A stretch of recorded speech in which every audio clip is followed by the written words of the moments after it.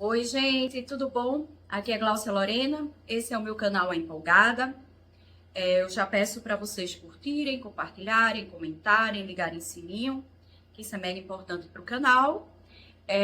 Indiquem para os amigos, indiquem para a família, indiquem para todo mundo.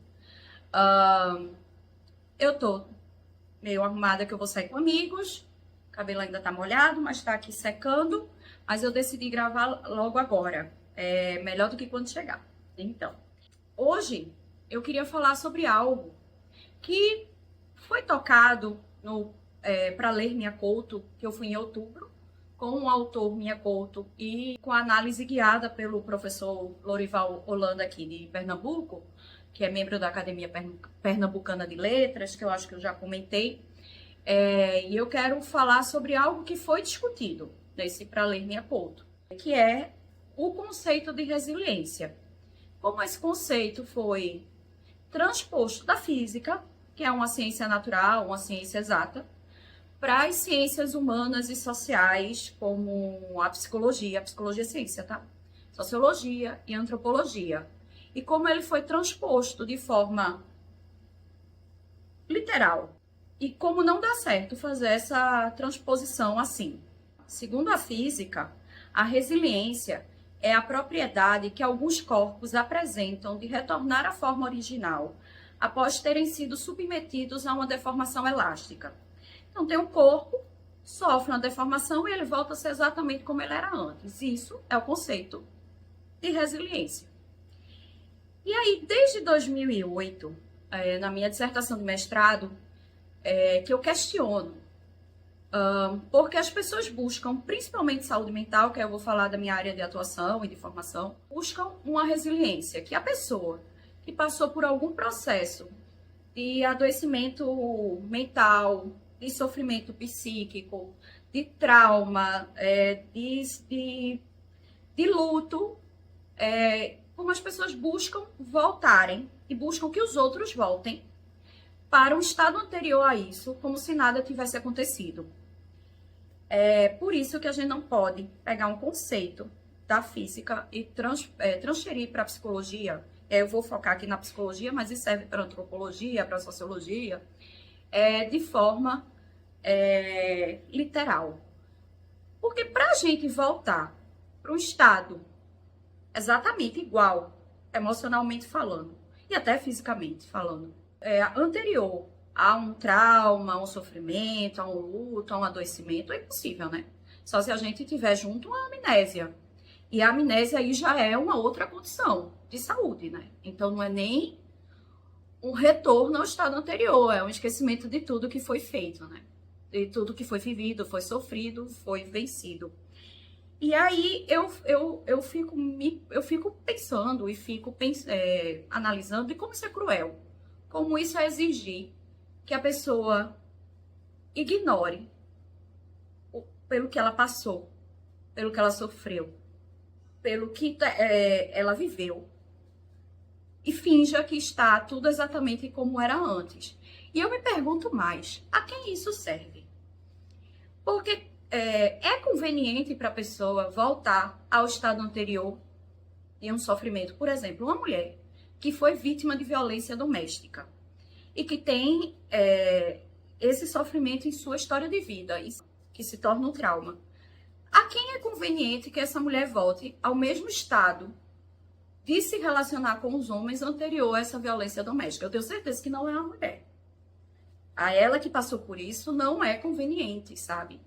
Então, eu não gosto, não acho útil e não acho relevante a gente pensar em resiliência, em saúde mental e nas ciências humanas e sociais. Eu não acho importante, eu acho até equivocado. Eu acho que isso atrapalha até no processo psicoterapêutico. Então, eu já recebi na minha prática como psicóloga vários pacientes que queriam voltar a ser como eram antes, que queriam ser resilientes. E aí, quando eu pergunto do A Devolutiva por que você gostaria de voltar para esse lugar e que características suas você sente falta desse lugar, em geral, a pessoa não sabe responder. A pessoa só gostaria que nada daquilo tivesse acontecido com ela. O problema é que essa opção na vida não existe, porque na vida acontecem coisas e nem todas são boas, mas nem todas são ruins. E acontecem coisas muito difíceis e dolorosas, a perda de alguém, um trauma, um grande sofrimento, uma grande decepção. E, infelizmente, essas coisas fazem parte, são condição sine qua non da vida. E aí, eu acho um trabalho muito mais bonito. Claro que esse momento de quero voltar a ser antes, ele é parte do processo da psicoterapia. Ele, infelizmente, as mídias sociais vendem uma ideia de resiliência muito equivocada para a saúde mental e até para a saúde física. Eu sou psicóloga, mas eu também faço psicoterapia, não é isso? E aí a gente parar, na verdade, nem pensando em psicólogo e nem paciente, cliente, usuário do serviço. A gente pensar enquanto ser humano. Eu acho que é muito mais bonito, mais importante a gente parar e pensar. O que é que isso que aconteceu significa para mim? Que emoções, sentimentos, pensamentos foram suscitados naquela época? Que continuam sendo suscitados ou novos foram suscitados? O que é que isso significa para mim agora? O que é que eu posso olhar para isso, aprender com isso e ressignificar isso? Dar um novo sentido, um novo significado na minha história de vida, no meu existir, e que vai me tornar não igual ao que eu era antes, mas melhor do que eu era antes e do que eu sou agora. E talvez não sofrendo tanto e talvez até rindo do que aconteceu. Eu fui recentemente ver a peça Terapia com o Marcelo Serrado e ele fala abertamente sobre as questões de ansiedade dele e dos ataques de pânico que ele teve. E ele fala desse processo de busca de psicoterapia. Ele coloca como gatilhos, os 3 gatilhos brincando, mas o modo como ele foi tratado por equipe médica, que desconsiderou o que ele estava sentindo, as relações familiares, principalmente conjugais, e as questões trabalhistas. Ele coloca esses 3 gatilhos para toda a questão de ansiedade dele, e ainda mais todo o processo de isolamento social da pandemia. E ele consegue, hoje em dia, rir disso e fazer a gente rir. Então, e fazer um espetáculo com casa cheia. Então, não é lucrar com a dor da gente, mas é entender que viver também dói e vai doer, e que pessoas falharão como nós falharemos com pessoas. É se olhar com generosidade, olhar e ressignificar. E talvez a ressignificação para a pessoa seja também nunca mais querer falar sobre isso. Mas ter um acordo consigo próprio, de colocar talvez limites necessários mais cedo, porque infelizmente na vida as situações se repetem, né?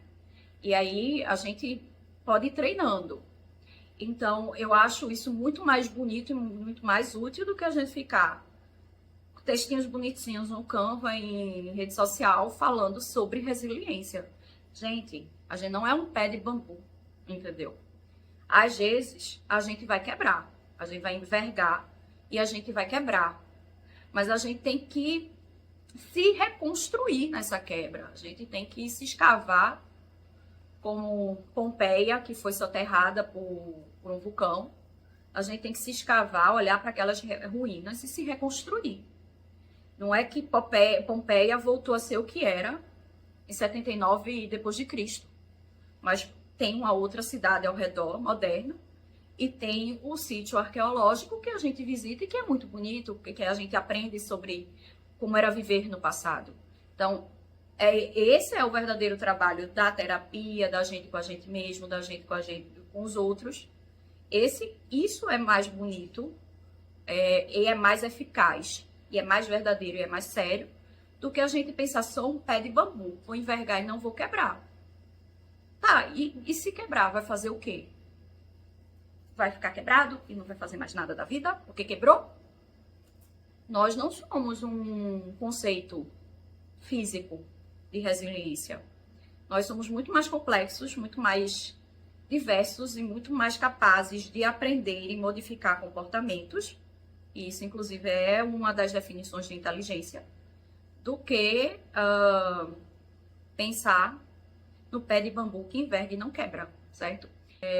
Essa é a reflexão do dia, que suscitada pelo Pra Ler Minha Couto e pela peça Terapia com Marcelo Serrado. No mais, como diria Beto Ribeiro, vão fazer uma terapia. É importante. Mas, acima de tudo, sejam gentis com vocês mesmos, ao ponto de acolherem a própria dor e sofrimento, sem ter que fingir que nada aconteceu. As coisas acontecem, as boas e as ruins. E elas precisam ser acolhidas, entendidas, compreendidas e ressignificadas. A ressignificação é uma palavra muito mais legal do que a resiliência. É isso. Muito obrigada e beijo.